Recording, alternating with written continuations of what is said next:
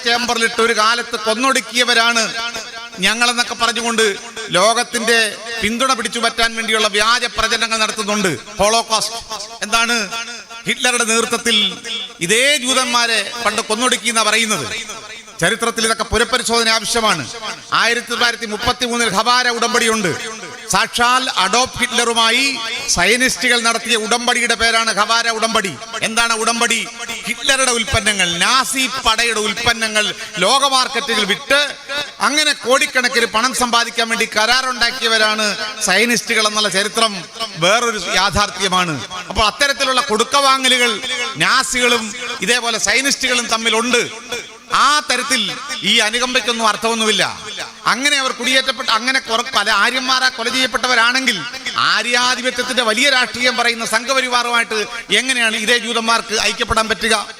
ഇന്ത്യയിലെ സംഘപരിവാറിന് ഏറ്റവും കൂടുതൽ പിന്തുണ നേടുന്നത് ഈ ഇസ്രയേലുമായിട്ടാണ്. അവരുമായിട്ടുള്ള ചങ്ങാത്തമാണ്. അതുകൊണ്ട് ഇതിനെ സംബന്ധിച്ചിടത്തോളം ലോകമൊറ്റക്കെട്ടായി പറയാൻ ആഗ്രഹിക്കുന്ന ഒരു കാര്യം, ഈ സയനിസ്റ്റ് ഭീകരത അവസാനിപ്പിക്കണം. ആർക്കും യഥാർത്ഥത്തിൽ ചരിത്രം എന്താണെന്ന് അറിയില്ല, യഥാർത്ഥത്തിൽ നടക്കുന്നത് എന്താണെന്ന് അറിയില്ല. പക്ഷെ കേരളത്തിലെ പോലുള്ള സോഷ്യൽ മീഡിയ നോക്കിയാൽ ഹമാസിനെ കുറിച്ച് വളരെ തെറ്റായ ഈ ഭീകരവാദം പ്രചരിപ്പിക്കുകയാണ്. തെറ്റായ ഒരു തരം പ്രചരണങ്ങൾ നടക്കുകയാണ്. ഇത് ഒരുപക്ഷെ മുൻകാലങ്ങളുള്ളതിനേക്കാൾ കൂടുതലായി ഇന്ന് വർദ്ധിച്ചു വന്നിരിക്കുന്നു. കാരണം എല്ലാത്തിന്റെ പിന്നിൽ ഇപ്പോൾ ഒരു ഇസ്ലാമോ ഫോബിയ ഉണ്ട്. മറുപക്ഷത്ത് മുസ്ലിം ആണെങ്കിൽ എന്തും പറയാം, എന്തും പ്രചരിപ്പിക്കാം. ആ നിലയിലേക്കുള്ള ഏകപക്ഷീയമായ മുസ്ലിം വിരുദ്ധതയാണ്, ഒരു ഇസ്ലാം പേടിയാണ് ഇത്തരത്തിൽ വിതച്ചുകൊണ്ട് കള്ളപ്രചരണങ്ങൾ നടത്തിക്കൊണ്ടിരിക്കുന്നത്. യഥാർത്ഥത്തിൽ സ്വാതന്ത്ര്യ സമര പോരാട്ടമാണല്ലോ നടക്കുന്നത്. നമ്മുടെ നാട്ടിൽ ഒരു സ്വാതന്ത്ര്യ സമര പോരാട്ടം നടത്തിയ വലിയ സ്വാതന്ത്ര്യ സമര പോരാട്ടം നടന്ന നാടാണ് നമ്മുടേത്. ഇന്ത്യയുടെ സ്വാതന്ത്ര്യത്തിന് വേണ്ടിയുള്ള ബ്രിട്ടീഷ് മേൽക്കോയ്മയ്ക്കെതിരെ, സാമ്രാജ്യത്തിനെതിരെ നടത്തിയ ഇന്ത്യയുടെ സ്വാതന്ത്ര്യ സമരം. ആ സ്വാതന്ത്ര്യ സമരത്തിന്റെ ചരിത്രമുള്ള നമ്മുടെ മണ്ണിൽ നിന്നുകൊണ്ട് പൊരുതുന്ന പലസ്തീന് അനുകൂലമായി നിലപാടെടുക്കേണ്ട ഒരു രാഷ്ട്രം എങ്ങനെയാണ് ഇപ്പോൾ പലസ്തീനെതിരായി ഇസ്രയേലിന് അനുകൂലമായി നിലപാടെടുക്കുന്നത്? നോക്കൂ, മണിപ്പൂരിൽ നീണ്ട കാലം മണിപ്പൂരിൽ ഏകപക്ഷീയമായി ആദിവാസികളെ കൊന്നൊടുക്കുന്ന സ്റ്റേറ്റ് സ്പോൺസേഡ് അക്രമം നടന്നപ്പോൾ നരേന്ദ്രമോദി അടക്കമുള്ള, അമിത്ഷാ അടക്കമുള്ള നമ്മുടെ രാജ്യത്തെ സംഘപരിവാർ ഭരണാധികാരികൾ മൗനം പാലിച്ചു. സ്വന്തം നാട്ടിൽ തദ്ദേശവാസികളെ, ആദിവാസികളെ ഇങ്ങനെ കൊല ചെയ്യുമ്പോൾ മൗനം പാലിച്ച ഒരു ഭരണകൂടം നേരെ മറിച്ച് ഹമാസിന്റെ ചെറുത്തുനിൽപ്പുണ്ടായപ്പോൾ ദിവസങ്ങൾക്കുള്ളിൽ ഇസ്രയേലിന് അനുകൂലമായി നിലപാടെടുത്തത് നമുക്കറിയാം. സ്വാതന്ത്ര്യത്തിന്റെ വില അറിയാവുന്നവർക്ക്, സ്വാതന്ത്ര്യ സമര പോരാട്ടത്തിൽ പങ്കാളികളായവർക്ക് മറ്റൊരു നാട്ടിൽ നടക്കുന്ന സ്വാതന്ത്ര്യ സമര പോരാട്ടത്തെ തള്ളിപ്പറയാൻ സാധിക്കില്ല. എന്തുകൊണ്ടാണ് ഇന്ത്യയിലെ സംഘപരിവാറിന് പലസ്തീന്റെ സ്വാതന്ത്ര്യ സമര പോരാട്ടത്തെ അംഗീകരിക്കാൻ കഴിയാത്തത്? സംഘപരിവാറിനെ സംബന്ധിച്ചിടത്തോളം ഇന്ത്യയുടെ സ്വാതന്ത്ര്യ സമരത്തെ ഒറ്റിക്കൊടുത്ത ചരിത്രമാണ് അവർക്കുള്ളത്. ഇന്ത്യയുടെ സ്വാതന്ത്ര്യ സമരത്തിൽ യാതൊരു പങ്കും വഹിച്ചിട്ടില്ലാത്ത ഒരു വിഭാഗമാണ് ഇന്ത്യയിലെ സംഘപരിവാർ, RSS ഉൾപ്പെടെയുള്ള സംഘപരിവാർ. അതുകൊണ്ടാണ് അവർ ഇസ്രായേലിനെ അനുകൂലിക്കുന്നത് എന്ന കാര്യം നമ്മൾ മനസ്സിലാക്കണം. അതുകൊണ്ട് പലസ്തീൻ ആവശ്യപ്പെടുന്നത് അവർക്ക് സ്വതന്ത്രമായ പരമാധികാരം, അത് അവരുടെ അവകാശമാണ്. സ്വതന്ത്ര പാലസ്തീൻ എന്ന് പറയുന്നത് അറബ് വംശജരായ പലസ്തീൻ ജനതയുടെ അവരുടെ ജന്മാവകാശമാണ്, അത് അവരുടെ മനുഷ്യാവകാശമാണ്. അത് വകവെച്ചു കൊടുത്തേ പറ്റുകയുള്ളൂ. അതുകൊണ്ട് ഏകപക്ഷീയമായി പലസ്തീൻ ജനതയെ കൊന്നൊടുക്കിക്കൊണ്ട് ഈ വിഷയം പരിഹരിക്കാമെന്ന് ഇസ്രായേൽ വിചാരിക്കുന്നു എങ്കിൽ അതൊരിക്കലും നടക്കാൻ പോകുന്നില്ല. കാരണം എന്താ? പലസ്തീന്റെ ചരിത്രം അതാണ്. ചെറുത്തുനിൽപ്പിന്റെയും പോരാട്ടങ്ങളുടെയും ധീരമായ ചരിത്രമാണ്. അവിടെ കുട്ടികൾ മരിച്ചു വീഴുമ്പോൾ കുഞ്ഞുങ്ങളുടെ കൈകളിൽ എഴുതി വെക്കുന്നു അവരുടെ പേരുകൾ. കുട്ടികൾ കൈ നീട്ടിക്കൊണ്ടുവന്ന് മുതിർന്നവരോട് പറയുകയാണ്, എന്റെ പേരെഴുതി വെക്കാൻ. എന്താ കാര്യം? മരിച്ചു പോയാൽ ആരാണ് മരിച്ചത് എന്ന് തിരിച്ചറിയാൻ കൈ നീട്ടി കയ്യിൽ പേരെഴുതുന്ന കുട്ടികളെയാണ് നമുക്ക് കാണാൻ കഴിയുക. അവർക്ക് ഭയമില്ല. കാരണം അവർ ജനിച്ചു വളർന്നത് ഈ കൂട്ടക്കൊലകളുടെ നടുവിലാണ്. അവർക്ക് വേണ്ട സ്വാതന്ത്ര്യമാണ്, ജനിച്ച മണ്ണിൽ ജീവിക്കാനുള്ള സ്വാതന്ത്ര്യം. ആ സ്വാതന്ത്ര്യം കിട്ടുന്നിടം വരെ അവർ പൊരുതുക തന്നെ ചെയ്യും. ഒരു ശക്തിക്കും അവരെ തോൽപ്പിക്കാൻ സാധിക്കുകയില്ല. അല്പം പോലും സ്വാതന്ത്ര്യമില്ലാത്ത രീതിയിലേക്ക് അവിടെ ജീവിക്കുന്ന മുഴുവൻ മനുഷ്യരെയും കൊന്നു തള്ളാനാണ്, പൂർണ്ണമായി കൂട്ടക്കൊല ചെയ്യാൻ വേണ്ടിയുള്ള ഒരു ആസൂത്രിതമായ വംശഹത്യാ പദ്ധതിയാണ് യഥാർത്ഥത്തിൽ ഇപ്പോൾ അരങ്ങേറിക്കൊണ്ടിരിക്കുന്നത്. അപ്പോഴും നമ്മൾ കാണുന്നത് അവിടെ ചെറുത്തു നിൽക്കുന്ന, ഈ യുദ്ധവനമ്പിൽ നിന്നുകൊണ്ട് മുദ്രാവാക്യം വിളിക്കുന്ന ചെറുത്തു നിൽക്കുന്ന പലസ്തീൻ ജനതയാണ്. അതുകൊണ്ട് സയനിസം പലസ്തീൻ ജനതയ്ക്ക് മാത്രം എതിരെ ഉള്ള ഒരു രാഷ്ട്രീയ നീക്കമല്ല എന്ന് കൂടി നാം മനസ്സിലാക്കണം. ഇത് ലോകത്തിന് തന്നെ വിനാശം വിതയ്ക്കുന്ന അപകടകരമായ ഒരു വംശീയ സാമ്രാജ്യത്വമാണ് ഈ ജൂയിഷ് സയനിസം എന്ന കാര്യം നിങ്ങൾ അറിയും. ലോകത്തെ ഏറ്റവും വലിയ ഭീകരവാദം സയനിസമാണ്. ഇന്ന് അത് പലസ്തീൻ ജനതയ്ക്കെതിരെ പ്രവർത്തിക്കുന്നു എങ്കിൽ ഈ സയനിസം ലോകത്തിന് മുഴുവൻ അപകടം വിതയ്ക്കുന്ന ഒരു വലിയ ദുരന്തമായി മാറുമെന്ന കാര്യത്തിൽ യാതൊരു തർക്കവുമില്ല. അതുകൊണ്ട് ലോകരാഷ്ട്രങ്ങൾ ഒറ്റക്കെട്ടായി നിന്നുകൊണ്ട് സയനിസത്തെ ചെറുക്കേണ്ടതുണ്ട്, സയനിസത്തെ തകർക്കേണ്ടതുണ്ട്. അല്ല എങ്കിൽ സയനിസത്തിന്റെ ചരിത്രമെടുത്ത് പരിശോധിച്ചാൽ നമുക്കറിയാം, ചരിത്രത്തിലുടനീളം അവർ അറബ് രാഷ്ട്രങ്ങളെയും ആഫ്രിക്കൻ രാഷ്ട്രങ്ങളെയും എല്ലാം എതിർത്ത ചരിത്രമാണ് നമുക്കുള്ളത്. ഏതാണ്ട് 1952 ടുണീഷ്യക്ക് സ്വാതന്ത്ര്യം കിട്ടാൻ വേണ്ടിയുള്ള പോരാട്ടം നടക്കുമ്പോൾ ആ ടുണീഷ്യയുടെ സ്വാതന്ത്ര്യ സമരത്തെ എതിർത്ത ചരിത്രമാണ് സയനിസ്റ്റുകളുടേത്. 57 ഈജിപ്തിനെതിരെ ബോംബ് വർഷം നടത്തിക്കൊണ്ട് ഈജിപ്തിനെതിരെ യുദ്ധം പ്രഖ്യാപിച്ച ചരിത്രമാണ് സയനിസ്റ്റുകൾക്കുള്ളത്. 86 ലിബിയയുടെ സ്വാതന്ത്ര്യത്തിന് വേണ്ടിയുള്ള ലിബിയക്കെതിരെ യുദ്ധം പ്രഖ്യാപിച്ചവരാണ് സയനിസ്റ്റുകൾ. അങ്ങനെ ലോകത്തിന് മുഴുവൻ അത് അപകടമാണ്. ഒരുപക്ഷെ അത് തിരിച്ചറിയുന്നത് കൊണ്ടാണ് ഇപ്പോൾ നമുക്കറിയാം ലാറ്റിൻ അമേരിക്കൻ രാജ്യങ്ങൾ, ബൊളീവിയ അടക്കമുള്ള ലാറ്റിൻ അമേരിക്കൻ രാജ്യങ്ങൾ സയനിസത്തിനെതിരെ നിലപാടെടുത്തിരിക്കുന്നു. ഇസ്രയേലുമായിട്ടുള്ള നയതന്ത്ര ബന്ധങ്ങൾ അവർ വിച്ഛേദിച്ചിരിക്കുന്നു. ആ നിലയിൽ സയനിസത്തെ നമ്മൾ മനസ്സിലാക്കണം, ഇത് വളരെ അപകടകരമാണ്. അമേരിക്കയും ഇസ്രയേലും തമ്മിലുള്ള വലിയ അന്താരാഷ്ട്ര ഗൂഢാലോചന, അതിന്റെ അടിസ്ഥാനത്തിലാണ് ഇപ്പോൾ ഈ ഒരു പലസ്തീൻ ഓപ്പറേഷൻ നടന്നുകൊണ്ടിരിക്കുന്നത്. അതുകൊണ്ട് യഥാർത്ഥത്തിൽ അവർ ആഗ്രഹിക്കുന്നത് പലസ്തീനെ പൂർണ്ണമായി തുടച്ചു നീക്കുകയാണ്. അതുകൊണ്ടാണ് ഇപ്പോൾ തൽക്കാലം വെടിനിർത്തൽ എന്നൊക്കെ പറയുന്നത് എന്താണ്, കുടിയൊഴിഞ്ഞു പോകാൻ വേണ്ടിയുള്ള സമയമാണ്. അല്പം ഏതാനും മണിക്കൂറുകൾ വേണമെങ്കിൽ അല്പം ഇടവേള കൊടുക്കാം. അവസാനത്തെ മനുഷ്യനും ഗസയിൽ നിന്ന് ഒഴിഞ്ഞു പോകണം. ഈ പലസ്തീൻ പ്രദേശം മുഴുവൻ പിടിച്ചെടുത്ത് അറബ് ജനതയെ പൂർണ്ണമായി തുടച്ചു മാറ്റുക എന്ന പൊളിറ്റിക്കൽ അജണ്ടയുടെ ഭാഗമായതുകൊണ്ടാണ് ഒരേ സമയം ഇതേപോലുള്ള അതിക്രമങ്ങൾ നടന്നുകൊണ്ടിരിക്കുന്നത്.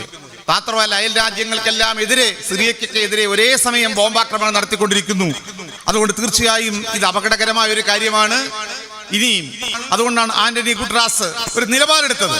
ഐക്യരാഷ്ട്രസഭയുടെ സെക്രട്ടറി ജനറൽ ധീരമായ ഒരു നിലപാടെടുക്കുമ്പോൾ ആ നിലപാടെടുത്തതിന്റെ പിന്നാലെ ഇസ്രയേൽ ആവശ്യപ്പെട്ടത് അങ്ങനെയാണെങ്കിൽ നിങ്ങൾ രാജിവെച്ചു പോകണമെന്നാണ്.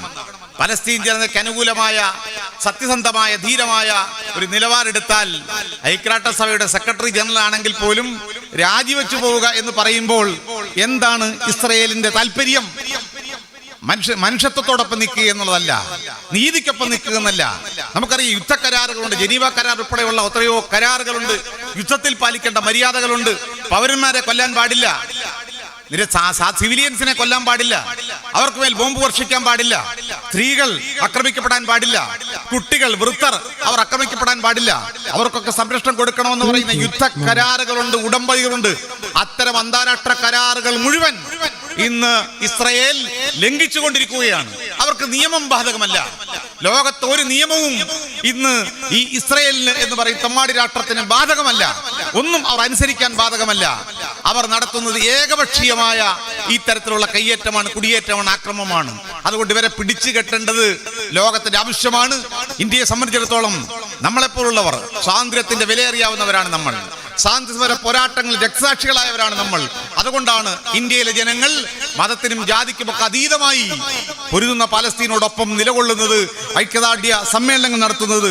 അതുകൊണ്ട് പ്രിയമുള്ളവരെ, പലസ്തീന്റെ ഈ നൊമ്പരം, ആ നൊമ്പരം നമ്മുടെ നൊമ്പരമാണ്. അത് എത്രയും വേഗം അവസാനിപ്പിക്കാനുള്ള ശക്തമായ സമ്മർദ്ദം. നമ്മുടെ ഈ പ്രതിഷേധങ്ങൾക്ക് അർത്ഥമുണ്ടാകുന്നത് എപ്പോഴാണ്? ഈ പ്രതിഷേധങ്ങൾ ലോകത്തിന്റെ മുമ്പിലുണ്ട്. അതുകൊണ്ട് ലോകത്തെമ്പാടും അടങ്ങിയിരിക്കുകയല്ല, ഈ ക്രൂരതയ്ക്കെതിരായ നിലപാട് എടുക്കുകയും പ്രതിഷേധങ്ങൾ ഉയരുകയും അത് ശക്തമായ സമ്മർദ്ദം ഉണ്ടാവുകയും ചെയ്യേണ്ടത് ആവശ്യമാണ്. അതുകൊണ്ട് ഇത്തരം പ്രതിഷേധങ്ങൾക്കെല്ലാം രാഷ്ട്രീയമായ അതിന്റെ ന്യായങ്ങളുണ്ട്.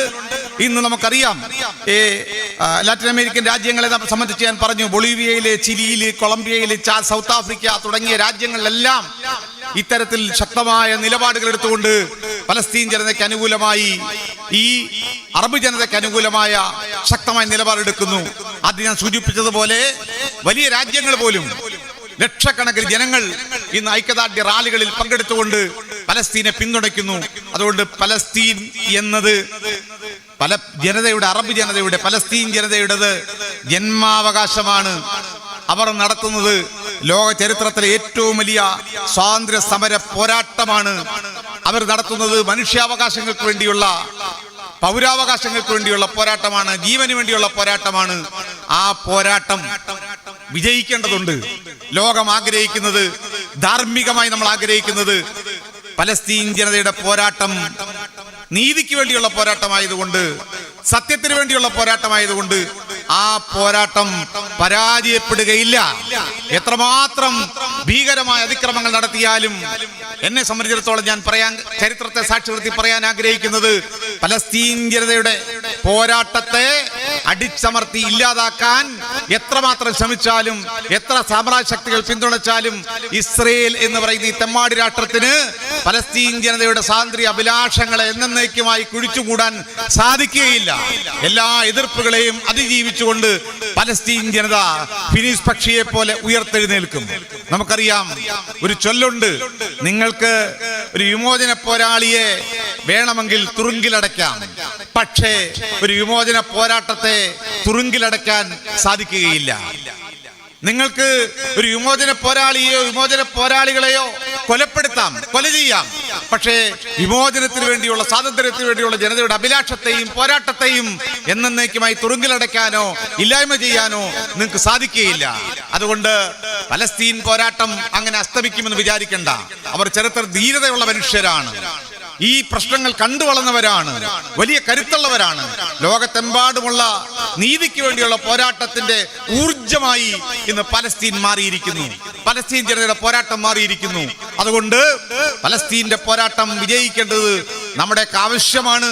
ആ അർത്ഥത്തിൽ എല്ലാവിധമായ പിന്തുണയും ആ ജനതയ്ക്ക് കൊടുക്കാൻ നമ്മൾ ബാധ്യസ്ഥരാണ്.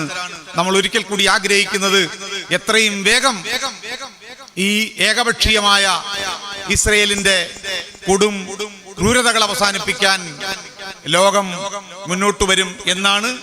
ആ നിലയ്ക്ക് വലിയ രാഷ്ട്രീയ നിലപാടുകൾ ലോകത്തുണ്ടാകും എന്നാണ്. ഇന്ത്യ നിലപാട് തിരുത്തണം. കാരണം ഈ രാജ്യത്തെ പൗരന്മാർ എന്ന നിലയിൽ ഭരണകൂടത്തോട് നമ്മൾ പറയുന്നു, ഈ രാജ്യം പൈതൃകമായി സ്വീകരിച്ച, പലസ്തീൻ അനുകൂലമായി സ്വീകരിച്ച ഇന്ത്യയുടെ നിലപാടിനോടൊപ്പം നിന്നുകൊണ്ട് ഇന്ത്യ ഗവൺമെന്റും നിലപാടെടുക്കണം, നിലപാട് തിരുത്തണം. പലസ്തീൻ, സ്വതന്ത്ര പലസ്തീൻ എന്ന് പറയുന്ന അവരുടെ ആവശ്യത്തിനോടൊപ്പം നിന്നുകൊണ്ട് ശക്തമായ നിലപാടെടുക്കാൻ ഇന്ത്യ എന്ന രാഷ്ട്രം തയ്യാറാകണമെന്നാണ് ഈ രാജ്യത്തെ പൗരന്മാരെന്ന നിലയിൽ ഭരണകൂടത്തോട് നമ്മൾ പറയാൻ ആഗ്രഹിക്കുന്നത്. ആക്രമണമാണ് ഇസ്രയേൽ എന്ന് പറയുന്ന ഈ രാഷ്ട്രം. അങ്ങനെ ഒരു രാഷ്ട്രമെന്നൊന്നും വിളിക്കാനുള്ള അർഹതയൊന്നും ഇസ്രയേലിനില്ല. പക്ഷേ ഇവിടുത്തെ സാമ്രാജ്യത്തെ രാഷ്ട്രങ്ങൾ വകവെച്ചു കൊടുത്ത ഈ ഒക്യുപ്പൈഡ് അറബ് മണ്ണ് കയ്യേറി പിടിച്ചടക്കി കൃത്രിമമായി സ്ഥാപിച്ച ഇസ്രയേൽ എന്ന ഈ ധിക്കാര രാഷ്ട്രം ചെയ്തുകൊണ്ടിരിക്കുന്നത് സമാനതയില്ലാത്ത ക്രൂരതകളാണ്. ലോകമെമ്പാടുമുള്ള ജനങ്ങൾ ഇസ്രയേലിനെ അനുകൂലിച്ചുകൊണ്ട് നിലപാടെടുത്ത ബ്രിട്ടന്റെ മണ്ണിൽ ആയിരക്കണക്കിന് ലക്ഷക്കണക്കിന് ജനങ്ങൾ അണിനിരുന്ന പലസ്തീൻ ഐക്യദാർഢ്യ പ്രകടനങ്ങൾ നടന്നു. അമേരിക്കയിൽ, ജർമ്മനിയിൽ, ഫ്രാൻസിൽ, ഇറ്റലിയിൽ, അങ്ങനെ ലോകമെമ്പാടുമുള്ള രാഷ്ട്രങ്ങളിൽ പലസ്തീൻ ജനതയോട്, പൊരുതുന്ന പലസ്തീൻ ജനതയോട് ഐക്യദാർഢ്യം പ്രഖ്യാപിച്ചുകൊണ്ടുള്ള വലിയ പ്രതിഷേധങ്ങളാണ് നടന്നുകൊണ്ടിരിക്കുന്നത്. ഭരണത്തലവന്മാർ, സാമ്രാജ്യത്തെ രാജ്യങ്ങളിലെ, മുതലാളിത്ത രാജ്യങ്ങളിലെ ഭരണത്തലവന്മാർ ഇസ്രയേലിനോടൊപ്പം നിൽക്കുമ്പോഴും അത്തരം നാടുകളിലെ പോലുള്ള ജനങ്ങൾ പലസ്തീൻ ജനതയ്ക്കൊപ്പമാണ്, പൊരുതുന്ന പലസ്തീനികൾക്കൊപ്പമാണ് എന്ന് നാം മനസ്സിലാക്കേണ്ടതുണ്ട്. നിങ്ങൾക്ക് ഇസ്രയേൽ എന്ന് പറയുന്ന ഒരു രാഷ്ട്രത്തിനെ സംബന്ധിച്ച് എന്താണ് അതിന്റെ ന്യായം?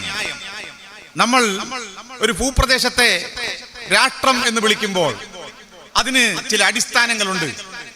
ഒന്നാമതായി, ഒരു രാഷ്ട്ര രൂപീകരണത്തിന് അടിസ്ഥാനമായ കാര്യമെന്ന് പറയുന്നത് ഒരു ജനത ഒരു പ്രദേശത്ത് തുടർച്ചയായി ജീവിച്ചു വരിക എന്നതാണ്.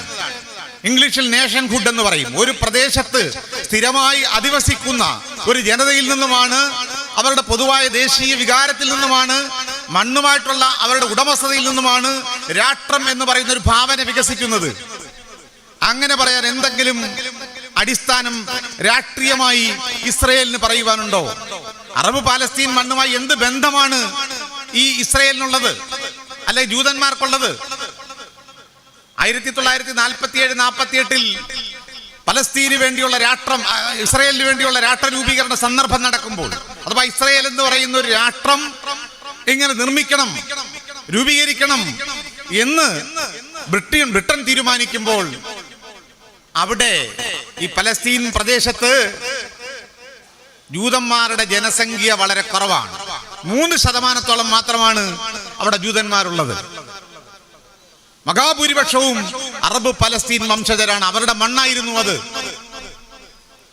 അപ്പോൾ പാലസ്തീൻ എന്ന് പറയുന്ന രാഷ്ട്രത്തെ സംബന്ധിച്ചിടത്തോളം, ഇസ്രയേൽ എന്ന് പറയുന്ന രാഷ്ട്രത്തെ സംബന്ധിച്ചിടത്തോളം ജൂതന്മാരില്ല, ജനങ്ങളില്ലാത്ത രാഷ്ട്രമാണ്. അതുകൊണ്ടാണ് അതിനെ ലാൻഡ് വിത്തൗട്ട് പീപ്പിൾ എന്ന് വിശേഷിപ്പിക്കേണ്ടി വന്നത്. ജനങ്ങളില്ലാത്ത രാഷ്ട്രം. ജനങ്ങളില്ലെങ്കിൽ പിന്നെ രാഷ്ട്രം ആർക്ക് വേണ്ടിയാണ്? ഞാൻ ഓർക്കുന്നത്, ഇസ്രയേലിനെ കുറിച്ച് പറയും, ഇസ്രയേൽ എന്ന രാഷ്ട്രത്തെ കുറിച്ച് ചിന്തിക്കുമ്പോൾ ഒരു പഴയ പുസ്തകത്തിലെ ഒരു കാർട്ടൂണാണ്. ഈ കാർട്ടൂണിന്റെ പ്രമേയം എന്ന് പറയുന്നത് നമ്മുടെ നാട്ടിൽ നിലവിലിരുന്ന പഴയ സവർണ ജന്മിത്ത കാലഘട്ടത്തിലെ സംഭവങ്ങളാണ്. ഒരു സവർണനായ ജന്മി, അയാൾ ദളിതനായ അടിസ്ഥാന വർഗത്തിൽപ്പെട്ടവന്റെ ഭൂമി മുഴുവൻ അപഹരിച്ചെടുക്കുന്നു.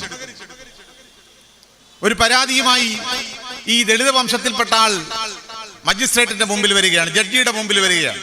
ഇതാ ഇയാൾ, ഈ ജന്മി എന്റെ ഭൂമിയെല്ലാം പിടിച്ചെടുത്തിട്ട് എന്നെ പെരുവഴിയിലാക്കിയിരിക്കുന്നു, അനാഥനാക്കിയിരിക്കുന്നു എന്ന് പരാതി പറയുമ്പോൾ ഈ ജഡ്ജി ജന്മിയോട്, ഈ സവർണ മാടമ്പിയോട് ഒരു ചോദ്യം ചോദിക്കുന്നുണ്ട്.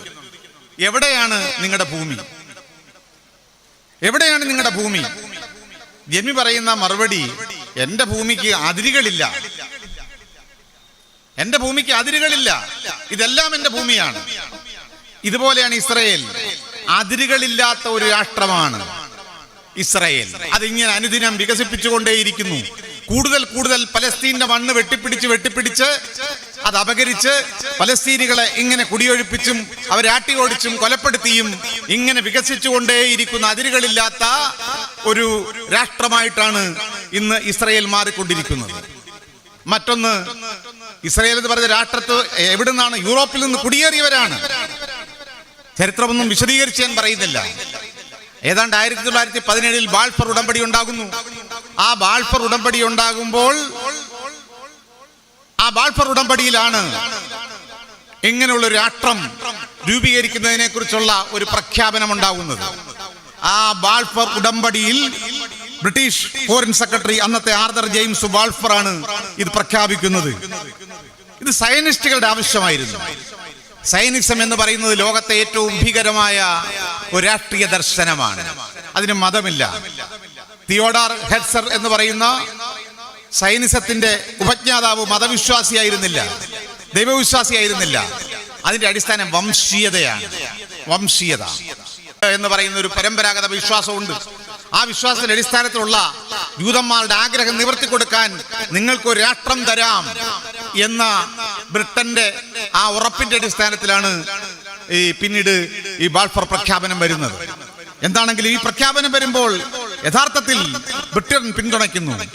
അതിൽ 1918 ആവുമ്പോൾ അന്നത്തെ അമേരിക്ക, വുഡ്രോ വിൻസന്റെ നേതൃത്വത്തിൽ അമേരിക്ക അതിനെ പിന്തുണയ്ക്കുന്നു. അന്നും ഇന്നും അമേരിക്ക ഈ ഒക്യുപ്പൈഡ് ഇസ്രയേലിന് ഒപ്പമാണ്. പക്ഷേ ഇസ്രയേൽ എന്ന് പറയുന്ന രാഷ്ട്രം രൂപീകരിക്കുമ്പോൾ അവിടെ ആരും ഉണ്ടായിരുന്നില്ല. അങ്ങനെയാണ് യൂറോപ്പിലെമ്പാടും ചിതറിക്കിടക്കാണ്, പല രാജ്യങ്ങളെ ചിതറിക്കിടക്കുന്ന ജൂതന്മാരെ കൊണ്ടുവരികയാണ്. ആയിരക്കണക്കിന് ലക്ഷക്കണക്കിന് ജൂതന്മാർ യൂറോപ്പിന്റെ നാനാഭാഗങ്ങളിൽ നിന്ന്, രാജ്യങ്ങളിൽ നിന്ന് ഈ പൊതു ആഹ്വാന പ്രകാരം ഇങ്ങനെ ഒക്യുപ്പൈ ചെയ്യാൻ വേണ്ടി അറബ് മണ്ണിലേക്ക് വരുന്ന കാഴ്ചയാണ് നമ്മൾ കാണുന്നത്. അപ്പൊ അതുകൊണ്ട് ഇതൊരു വംശീയ രാഷ്ട്രത്തിന്റെ അടിസ്ഥാനം വംശീയതയാകാൻ പാടില്ല. ലോകത്തിന്റെ ഏത് ഭാഗത്തു നിന്ന് ഒരാൾക്ക് ഇസ്രയേൽ വന്നാലും അയാൾ ജൂതനാണെങ്കിൽ പൗരത്വം കിട്ടും. നമുക്കറിയാം, അങ്ങനെ ഒരു പൗരത്വം ഒന്നും ലോകത്തില്ല. ഒരു ഇന്ത്യക്കാരൻ ഇവിടെ ജനിക്കണം, പൗരത്വം കിട്ടണമെങ്കിൽ. ഇവിടെ ജനിച്ചാൽ പോലും പൗരത്വം കിട്ടുകയില്ല. പുതിയ കാലത്ത് നിയമങ്ങൾ വന്നു, പൗരത്വ ഭേദഗതി നിയമം വന്നപ്പോൾ ഇവിടെ ജനിച്ചാൽ പോലും അവർ മുസ്ലിം ആണെങ്കിൽ പൗരത്വം കൊടുക്കേണ്ടതില്ല എന്ന് തീരുമാനിച്ച ഒരു രാജ്യമാണ് നമ്മുടേത്. പക്ഷെ ഇസ്രയേലിന്റെ പ്രശ്നം എന്താ? ലോകത്തിന്റെ ഏത് ഭാഗത്തുമുള്ളൊരു ജൂതൻ ഇസ്രയേലിൽ വന്നാൽ അവന് പൗരത്വം ലഭിക്കും. ഇപ്പൊ പൗരത്വത്തിന്റെ അടിസ്ഥാനം എന്താ? ജനനമല്ല, പകരം വംശീയതയാണ്, ഒരു ജാതിയാണ്. അത്തരത്തിലുള്ള അപകടകരമായ ഒരു പൗരത്വ സങ്കല്പമാണ് യഥാർത്ഥ സൈനിസത്തിനുള്ളത്, ഈ ജൂതന്മാർക്കുള്ളത്. പിന്നീട് നമുക്കറിയാം, ഈ ഇസ്രയേൽ രാഷ്ട്രത്തിനെ അംഗീകരിച്ചുകൊണ്ട് ഐക്യരാഷ്ട്രസഭയുടെ പ്രമേയം വരുന്നു. 1948 ഐക്യരാഷ്ട്രസഭയുടെ പ്രമേയം പാസാക്കി. ആ പ്രമേയത്തിലൂടെയാണ് ഇസ്രയേൽ എന്ന് പറയുന്ന രാഷ്ട്രം 1949 യാഥാർത്ഥ്യമാകുന്നത്. അന്നു മുതൽ തുടങ്ങിയ സംഘർഷത്തിന്റെ തുടർച്ചയാണ് ഇപ്പോൾ നമ്മൾ കണ്ടുവരുന്നത്. എന്താണ് ഈ സംഘർഷം? പലസ്തീൻ മേഖല ഒന്നായി എടുത്തുകൊണ്ടാണ്, പലസ്തീന്റെ മണ്ണെടുത്തുകൊണ്ടാണ്, അവരെ ആട്ടി ഓടിച്ചുകൊണ്ടാണ്, അവരെ പുറന്തള്ളിക്കൊണ്ടാണ് കൃത്രിമമായി ഐക്യരാഷ്ട്രസഭയുടെ പിന്തുണയോടെ, ഈ കൊളോണിയൽ രാഷ്ട്രങ്ങളുടെ പിന്തുണയോടെ ഈ ഇസ്രയേൽ നിലവിൽ വരുന്നത്. സ്വാഭാവികമായും അവിടെ ജനിച്ചു വളർന്ന ജനങ്ങൾ, അടിസ്ഥാന ജനത, തദ്ദേശവാസികളായ അറബ് ജനത, അവരുടെ അവകാശങ്ങൾക്ക് വേണ്ടിയുള്ള പോരാട്ടങ്ങൾ നടന്നു. ആ പോരാട്ടങ്ങളാണ് പിന്നീട് നമ്മൾ കാണുന്ന തുടർച്ചയായ യുദ്ധങ്ങൾ. 49 യുദ്ധം, 67 യുദ്ധം, അതേപോലെ യോങ്കിപ്പൂർ 72, 73 യുദ്ധം. ഇങ്ങനെ തുടർച്ചയായ യുദ്ധങ്ങളാണ്. ഓരോ യുദ്ധങ്ങളിലും പലസ്തീനികളെ കൊന്നൊടുക്കുകയാണ്, അറബ് വംശജരെ കൊന്നൊടുക്കുന്ന കാഴ്ചയാണ് നമ്മൾ കാണുന്നത്. പ്രിയമുള്ള, അത്തരം നിരന്തരമായ അതിക്രമങ്ങൾ നേരിട്ടൊരു ജനതയാണ്, കൂട്ടക്കൊലകൾ നേരിട്ടൊരു ജനതയാണ് പലസ്തീൻ ജനത. അതുകൊണ്ടാണ് ഇന്ത്യയെ പോലുള്ള പല രാജ്യങ്ങളും ഈ പലസ്തീൻ ജനതയുടെ പോരാട്ടത്തെ പിന്തുണച്ചത്. ഇപ്പോൾ ഏറ്റവും ഒടുവിൽ നടന്നത് എന്താണ്? ഈ 100 വർഷമായി നിരന്തരമായി വേട്ടയാടപ്പെടുകയും കൊല ചെയ്യപ്പെടുകയും ചെയ്യുന്ന പലസ്തീൻ ജനത അവന്റെ പ്രശ്നങ്ങൾ ലോകത്തിന് മുമ്പിൽ എത്തിക്കുവാൻ, അവന്റെ യാഥാർത്ഥ്യങ്ങൾ ലോകത്തോട് പറയുവാൻ, ലോക പിന്തുണ കിട്ടുവാൻ നിസ്സഹായരായ ആ മനുഷ്യരുടെ ചെറുത്തുനിൽപ്പാണ് യഥാർത്ഥത്തിൽ ഗസയിൽ ഹമാസ് നടത്തിയത് പ്രതിരോധം എന്ന് പറയുന്നത്. ഹമാസിനെ സംബന്ധിച്ചിടത്തോളം ഇന്ന് പലരും പറയുന്നത് പോലെ തീവ്രവാദ സംഘടനയാണോ? ഹമാസിനെ ഭീകരവാദം എന്ന് വിളിക്കുന്നുവെങ്കിൽ ആ വിളിയായിരിക്കും, ആ പ്രയോഗമായിരിക്കും ഒരുപക്ഷെ ആധുനിക ലോകത്തെ ഏറ്റവും വലിയ ഭീകരവാദം എന്ന് ഞാൻ പറയും. കാരണം ഹമാസിനെ അങ്ങനെ വിളിക്കാൻ സാധിക്കുകയില്ല. 2006 പലസ്തീൻ പാർലമെന്റിലേക്ക് നടന്ന പൊതു തിരഞ്ഞെടുപ്പിൽ ജനങ്ങളുടെ പിന്തുണയോടെ വോട്ട് വാങ്ങി അധികാരത്തിൽ വന്ന പാലസ്തീൻ പാർലമെന്റിൽ ഭൂരിപക്ഷം നേടിയ ഒരു പ്രസ്ഥാനമാണ് ഹമാസ് എന്ന് പറയുന്നത്. തെരഞ്ഞെടുപ്പിലൂടെ ജനങ്ങൾ പിന്തുണച്ച് പാർലമെന്റിൽ എത്തിച്ച ഒരു പ്രസ്ഥാനത്തെ, ഒരു ജനാധിപത്യ പ്രസ്ഥാനത്തെ എങ്ങനെയാണ് നമുക്ക് ഭീകരവാദ പ്രസ്ഥാനം എന്ന് വിളിക്കാൻ പറ്റുക, തീവ്രവാദ പ്രസ്ഥാനം വിളിക്കാൻ പറ്റുക? അതൊരു ജനകീയ പ്രസ്ഥാനമാണ്, ജനാധിപത്യ പ്രസ്ഥാനമാണ്. ആ ജനാധിപത്യ പ്രസ്ഥാനമാണ് ഇപ്പോൾ ഏറ്റവും ഒടുവിലായി അവർ ഒരു ചെറുത്തുനിൽപ്പിന്, സ്വാഭാവികമായ ഒരു പ്രതികരണത്തിന് അവർ തയ്യാറായത്. ആ പ്രതികരണത്തിന്റെ പേരിലാണ് ഇപ്പോൾ ലോകം നമ്മുടെ നാട്ടിൽ പോലും അവരെ അപലപിക്കുന്നത്. എന്തെല്ലാം ഇവിടെ പറഞ്ഞതുപോലെയുള്ള കപട പ്രചരണങ്ങളാണ് നമ്മുടെ നാട്ടിൽ നടത്തിക്കൊണ്ടിരിക്കുന്നത്.